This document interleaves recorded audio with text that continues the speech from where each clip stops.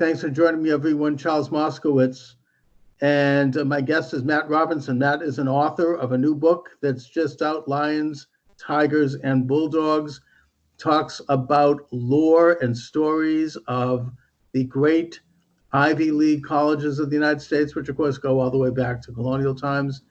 And Matt, thanks for joining me today. Thanks, Charles. Honored to be here. So Matt, first of all, you're an English major, is that right? English major at Penn, English teacher and writer for quite some time, yeah. Okay, can you talk a little bit about the writing process, how you got into this, and how you actually put it together? Well, as far as being a writer, I mean, career-wise, I'd worked in radio in Boston for a while when I was in college, like internships. And when I graduated, I couldn't, the stations I was at had just been sold to major corporations, and all the people I knew got scattered to the winds. So I started I was a paralegal, actually, because my father and grandfather both been lawyers. And I just started writing about music, going out to concerts at night, and it really caught on. Eventually, I was in the Globe, the Boston Globe, and then I went on to Billboard magazine for a few years. And then just due to diversity of interest, I started writing about more than music. I now do food on WBZ radio here in Boston, and I've done travel pieces, and I've also taught English. I've written about education for a while. And the book ideas had always been on the computer, back of my mind, but always had been backburnered when a new paid gig came in. But unfortunately, about 7 years ago, my dad was diagnosed with dementia, and I kind of promised him that one of the books would see the light of day, and that was really kind of put the fire to my feet to publish this particular book. And I mean, I think that in this day and age, with the internet being what it is, and Google, and you get access in a nonfiction to archives of colleges for very little bit of money. You can actually go in and get primary source material if you want to write a history, or if you want to go deep into any topic. Then I think that a lot of people can write books now, and they don't really realize it. I mean, it's something that all you need is a laptop. Right. And you can, if you don't have a publisher, you can self-publish, and then sometimes your books get picked up by publishers. I mean, that's happened with me twice. And, you can also market your book on Amazon and get a monthly royalty statement, check, and it looks great. I mean, it looks like any publishing house can hire somebody to create a nice cover, and off you go. Right. Let's talk a little bit about your book. You have some lore on the seven. How many Ivy League colleges are there? Officially 8. Yeah. It talks about. Is one of them what? I'm sorry. Is one of them Stanford, or are they all East Coast? They're all East Coast. They're all except for Cornell. They were all before the Revolution. There are other schools that have been considered or that have petitioned, but technically it's an athletic conference of 8 New England and Pennsylvania, New Jersey, New York schools. And is this a formal organization like the Ivy League, or is it just more of a custom? No, it's an official athletic conference like the Big Ten. They have a central office that I had to deal with to a great extent to get the information and permissions and things like that.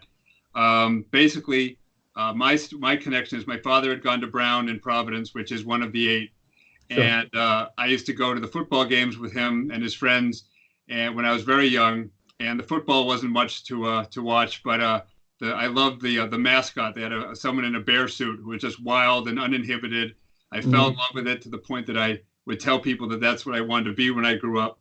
And so, like I said, the idea stuck with me. And then when it came time to choose a book to do, obviously, because my dad had kind of inspired the process, he also inspired the idea. So as you said, I used the internet, contacted a lot of friends and colleagues I knew who had gone to these schools, and I put together just hundreds of pages of material from which I boiled down to the information that's in the book. Well, given the fact that we're both in Boston, let's talk a little bit about Harvard. Yeah. Right. I was just there yesterday. Yeah. I mean, you're doing like you said a pop-up store there? Yeah, I did a pop-up store yesterday, the Harvard Square Business Association. What used to be Hidden Sweets, the candy store on Battle Street, left. And so they've been having just various people come in for an hour or two to to sell things or promote things. And so they were nice enough to invite me to come by yesterday. And a lot of people came in. They were all reminiscing and sharing stories, and sold some books. And I had some food items. I also do food reviews on WBZ, as I said. So I have a lot of friends in the food business who were nice enough to donate snacks. So it was a good time. It was fun. So what did you learn about Harvard? I mean, were there any good stories that people recounted? Well, just I mean, the big one that everyone mentioned is the statue of the three lies, which is there's a statue of it's purported to be John Harvard in Harvard Yard, but apparently it wasn't modeled after him. And John Harvard did not officially start the school. He just donated his library to it. It was actually started by the clergy in Cambridge because it was meant to train clergy. Mm-hmm. And also the statue has the wrong date of founding, so they call it the statue of the three lies. So a lot of people knew that one, but I found some really interesting, some of the things I couldn't publish because I didn't want to embarrass any of the schools. But there was a lot of fun stories, and they seem to be, people really seem to be enjoying them. Well, Harvard originally was, as you say, it was a Puritan Congregationalist institution to train clergy, and Boston Latin School in Boston was the feeder school. These were small institutions. Massachusetts Hall was the first building, and that's still there. In fact, I think they just finished renovating it. Right. And since then, of course, it's become almost like a Vatican over there. Yeah, I mean, it's one of the largest corporations in America. It's the first chartered corporation, has the largest library, the first this, the largest that. They love all those things. And what's going on now at Harvard? I mean, it's they had, well, I mean, back in the day, they had a long period of sort of very, I don't want to, to use the term, I mean, it was very racist. I think it was Lowell who was, he kept only, white Protestant men. And then it opened up in the 1960s. It became more diverse. Now they have had a lawsuit by Chinese students that was saying that they were keeping out Chinese students, and they found all this stuff that didn't look particularly nice. I mean, in the course of deposition. What's it like now in terms of like the student body? I mean, who goes there? How much of a percentage of Harvard is legacy? How many people do they welcome in? And what is generally the atmosphere? Well, I can't speak to the exact numbers. I mean, as we saw recently with the Varsity Blues case, schools do odd things to make their decisions. So, whether it's quotas, whether it's legacies, whether it's affirmative action, there's so many moving parts. I mean, if taking as a snapshot the people walking by and the students who came in yesterday, it was, vastly diverse. There was a family who had just moved here from Singapore because there's a mother and her two daughters came in. Apparently, her husband and their father was given a scholarship to do a master's at Harvard Business School. Then there were some other freshmen from various parts of the Midwest. So I really met. That was one of the best parts about yesterday. Is I was being kind of on the ground there and just meeting whoever dropped by. I mean, it is self-selecting, of course, but it is the crown jewel of the American education system for many different reasons, and so that that has a lot of appeal, and it was great to see those people come by. Have they maintained their standards of excellence? Because I think that not that this in any way detracts from it, but Harvard now gives certificates, and they do this leadership conference, and it's kind of like a shortcut. It gives you the Harvard logo, and it gives you the Harvard imprimatur, if you will, right, without actually going. And it's probably a moneymaker for them. What's going on with that? They're as there are with any schools. They all have institutions. They have online courses. Harvard's involved, of course, with edX, which is the online juggernaut. So there are a lot of ways to say you're affiliated with Harvard. I mean, of course, they have their medical system. So if you work anywhere at Mass General or Brigham and Women's, et cetera, you're affiliated. Mm-hmm. So there are many ways to claim an affiliation. But still, I think in terms, I mean, they still have among the lowest percentage of acceptance relative to applications for their undergraduate and graduate programs. I think I mean, I've been a teacher for 20 years. I think all school standards have changed in terms of what they're looking for in the student and how supportive they want to be. But I think that's really what I loved about writing this book, is just going back to the original reasons that these schools and this league were founded. Was really interesting and definitely shed a light on what they've become.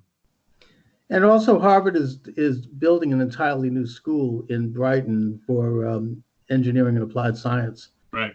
Which I think is almost ready to be opened. Yeah, the buildings look pretty much done. I mean, that was the old WGBH campus. Right, and there's a huge amount of growth in that area for Harvard after a period of stalled out development. Now they're totally in. What about the secret societies? Well, not actually Skull and Bones, but also Harvard has one of those. I mean, that's interesting. Well, they have their dining clubs, like a lot of these schools. Like some of the things I found were every school had their secret society. Most of them were all white male for quite some time. There was actually an article in Harvard Magazine this past issue about how they're finally becoming more diverse. It turns out that Saturday, I just happened to be in New Haven on the Yale campus, and we were walking around, and there was this single floor building, like a red stucco with very small windows, no markings. And I looked on the campus map, and there was a patch of grass there. There was no building. So I have a feeling it was Skull and Bones, but only. Well, Skull and Bones, actually, that one has been. They have the crypt, right? Yeah, which is pretty famous, and it kind of became a national story. I think in 2004, when it turned out that both George W. Bush and right. John Kerry had been Skull Bonesmen. Right. So there was all this kind of like secrets conspiracy, like that these guys ruled the country and that one whatnot. Illuminati type thing, yeah. Yeah, but exactly. It was interesting that there was not even a building on the map. It was just as if there were no building there. No, it's interesting, and there's all the legend that they have the skull and the bones of Geronimo was in this kind of stuff, and they're involved with some pretty weird rituals. I don't know. Who knows? We can't know. It's secret, right? Yeah, well, apparently. Are they really true to those secrets? I mean, is this something that's really sealed off? Well, it seems. I remember my grandfather was a Mason, and he always told me that if he knew he were going to die, he would teach me the handshake, but not until. Oh boy! Unfortunately, I was not with him at the very end, so that's a secret I at least won't know from him. Yeah, I mean, and these things do tend to become networks for people in business, and they help each other out. I mean, there's an element of fraternity to it that I suppose is only natural. And when you're dealing with the Ivy League, that's a top of the cream of the crop in terms of positions nationally. So yeah, I mean, they do have that kind of influence, I would think. Yeah, I would think so. And they probably interact with each other to a certain degree. Are there these groups at like William and Mary and at the other Ivy Leagues, or? William Mary actually isn't. It's not. Yeah, it's kind of funny. It's just that it isn't the oldest 8 schools, which I think a lot of people think it was. Like I said, Cornell is actually younger than the country. All of the other 7 are pre-colonial, or they're called the colonial colleges. But William and Mary, Rutgers, there are actually a number of other schools that were founded before Cornell that are not included. So the most interesting thing is kind of when I contacted the schools and looked through their history, as you were mentioning before, trying to find out why they were chosen. Harvard and Yale were among the first. Penn was the first university. But a lot of them, I got a lot of different theories about why those 8 in particular. Especially, I mean, Cornell is geographically an outlier. It's not, it's up in Ithaca. Princeton is rural, but it was close to Philadelphia. So, Cornell was. I got the most interesting theories about why they were included when so many schools, like you said, Stanford, Chicago, Duke, have applied or expressed interest. I think it just was a lot of these schools had established their own athletic rivalries, and so it just kind of made sense to lump them into a division together. I see. So it really comes down to the athletic league. That's really interesting, and I think that for secret societies, for some reason, Colgate is a big secret college, even though it's not in the Ivy League. So it's not necessarily exclusive to the Ivy League. No, that idea of the secrets, but a lot of the, like I said, the first all male, the first all this, were at these schools, and they like to tout those statistics. So what can you tell us in terms of like some funny stuff that you uncovered in the colleges? The chicken nugget was invented at Cornell.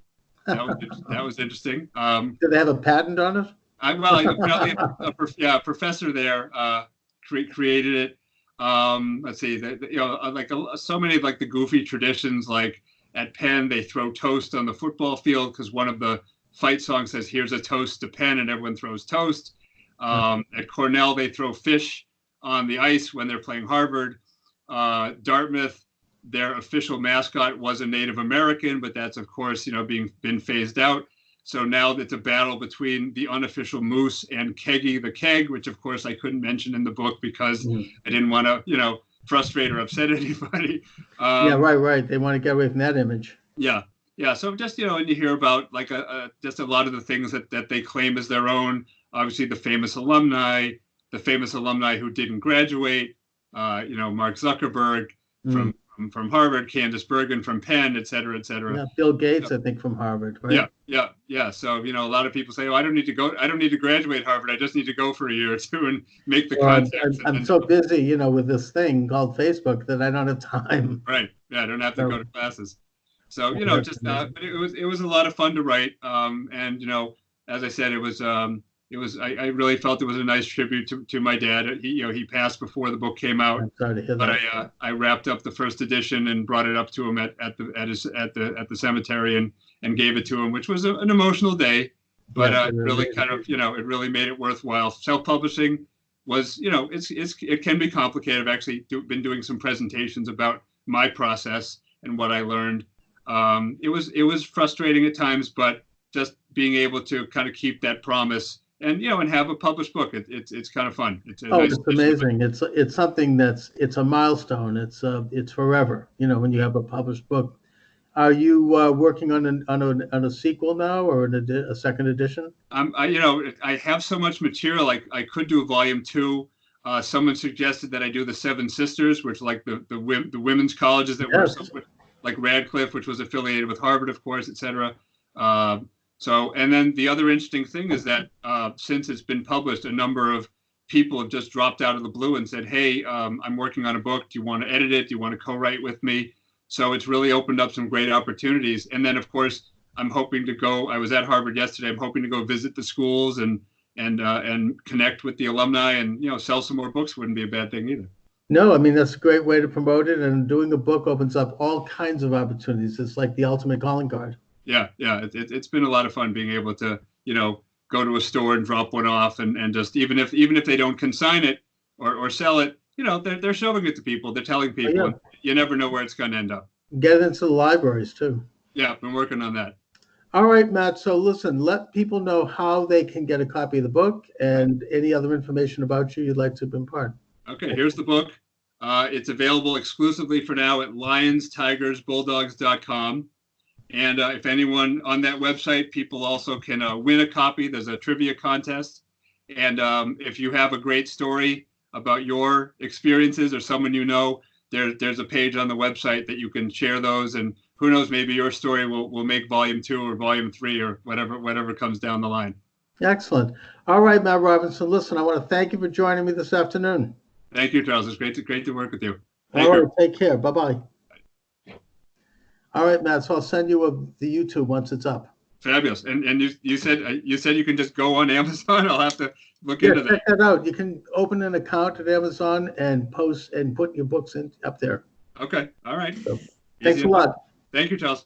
Talk to you soon. Yeah. Okay. Bye-bye.